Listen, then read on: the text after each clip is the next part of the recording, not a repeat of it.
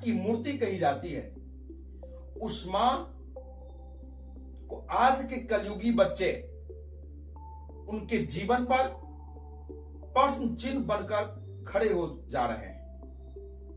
और यह मामला कई शहरों से देखने को मिल रहा है। वो शहर है राजस्थान का जयपुर और दूसरा शहर है आगरा। जयपुर से आगरा तक मां की ममता को शर्मसार करने वाले कलयुगी बच्चे, जो मां अपने बच्चों को इस दुनिया से छिपाकर 9 माह तक अपने गर्भ में पालती है, उस मां को निर्मम हत्या करने का सुपारी कोई बच्ची लेती है।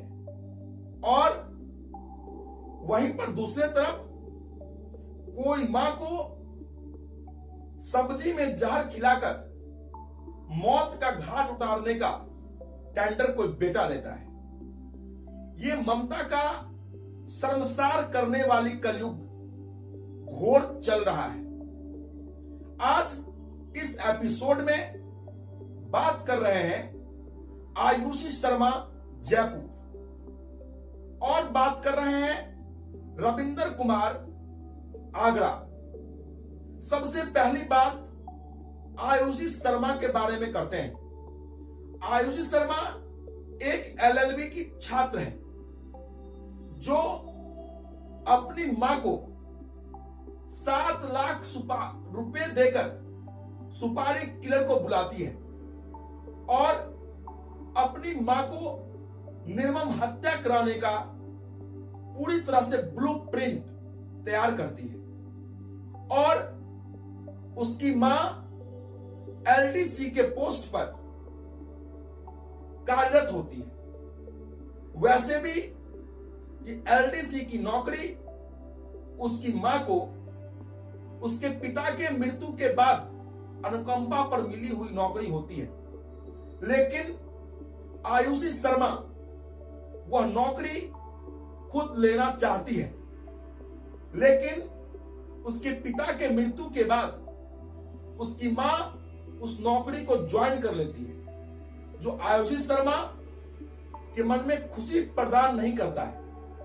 और आयुषी शर्मा के ब्रेन में, दिमाग के अंदर ये काला करतूत, घिनौना करतूत, गंदी करतूत चलते रहता है, जो उसकी मां की हत्या कर दी जाए और वह नौकरी आयुषी शर्मा को मिल जाए। और दूसरी तरफ यह होता है रविंदर नाम का व्यक्ति, जो आगरा का रहने वाला है।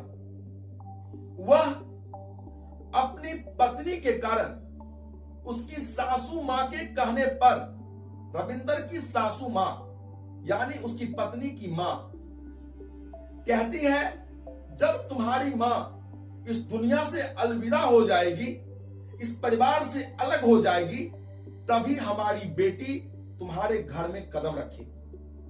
और उसके लिए बाकायदे रविंदर की सासू मां पूरी तरह से ब्लूप्रिंट, रोड मैप बनाती है, जो उसकी मां को कैसे उस घर के सदस्य से अलग किया जाए, उस घर से दूर किया जाए।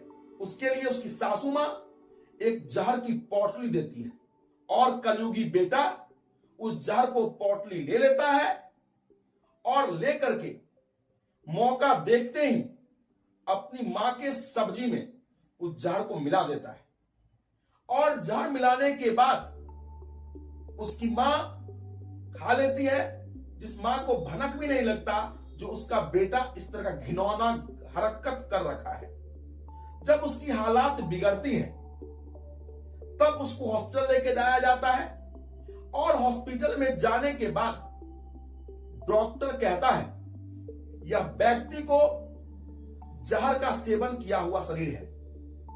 और यह बात सुनते ही कलयुगी बेटा रविंदर वहां से फरार हो जाता है। तो उसके पिता के द्वारा ही इस मामला को थाने में दर्ज करवाया जाता है और जिसकी गिरफ्तारी हो चुकी है। और जब आयुषी शर्मा के बारे में बात करेंगे तो आयुषी शर्मा अपने चचेरे भाई, अपने ताऊ और अलग अलग संबंधी को 7 लाख रुपए दे करके स्कॉर्पियो से कुचलने का षड्यंत्र रचती है और स्कॉर्पियो से कुचल भी दिया जाता है और उसकी मां इस दुनिया से अलविदा हो जाती है। लेकिन यह बात उसके मामा को रास नहीं आ रहा था। जो 2025 में उसके पिता का मृत्यु हो जाना और 2026 में आयुषी शर्मा के माता का मृत्यु हो जाना, तब उसके पिता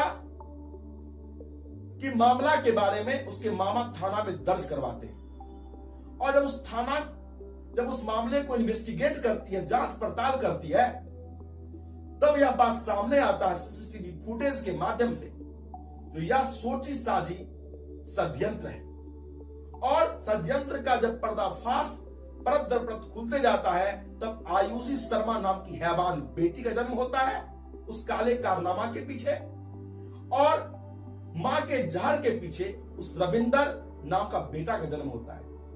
जो मां अपने पुत्र को या पुत्री को 9 माह तक गर्भ में रखती है और जितना इस दुनिया को या किसी भी व्यक्ति को यह दुनिया जानता होगा, उससे कहीं ज्यादा कोई भी मां अपने बच्चे को 9 महीना ज्यादा जानती है। और 9 महीना ज्यादा जानने के बावजूद भी वह बच्चे, कलयुगी बच्चे के द्वारा किया जाना हरकत कितना शर्मसार करने वाला है, इस बात का कल्पना आप कर सकते हैं। बाकायदे बच्चे को डिग्रियां कम हो लेकिन संस्कार दिया जाना चाहिए, तालीम कम हो लेकिन उसके संस्कार के बंधन से जोड़कर रखना चाहिए। और आज के जमाने में इसकी सख्त जरूरत है, जो समाज से संस्कार नाम का शब्द घटता जा रहा है। आपका क्या राय है, क्या विचार है इस कलयुगी बच्चों के बारे में? कमेंट सेक्शन में बताएं। जय हिंद। उसकी मां